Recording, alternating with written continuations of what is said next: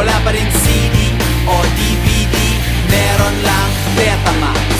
Sa Jingle Magazine, natutong mag-gitara, sinifra ang mga kanta sa kaset at plaka.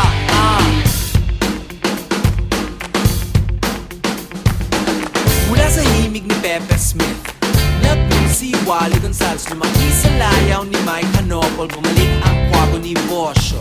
Kumusta mula sa Maria Capra, umistambay si Heather sa bahay ni Gary Granada, ng bagong lumad ni Joey Ayala. Nagreklamo si Chicoy Pura sa balita ng asin, ang anak ni Ka Freddy kinontra ni Andrew Abraham. Dumubi-dumo ang Apo hiking, mga kababayan ni Francis M. Pebuti nga sa hotdog, no si Balasi Sampagi.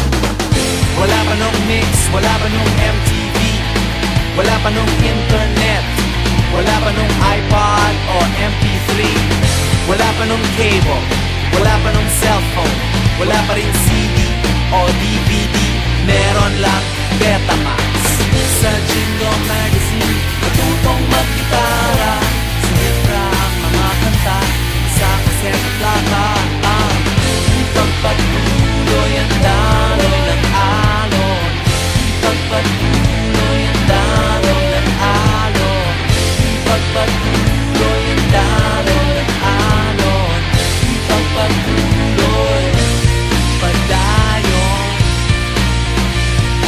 Baby, baby, Ricky J, musikahan ni Ryan Rai, bumisikul pukul kay Tito Vic and Joey, sumayaw sa VST, umataw kay Gary V, bumilad sa balad ni Martin Rivera, request sa DJ ni Sharon Cuneta, nangako sa'yo si Ray Valera. Salamat sa Tadon, ang tatay ko si Jack Sikat. Siyempre ni Bingi lang Pano, nangarap ang identity crisis. Huwag kalimutan ng Woods, namatay sa ingay ng dead ends, never meant to be betrayed sa XPNU at Club Dread.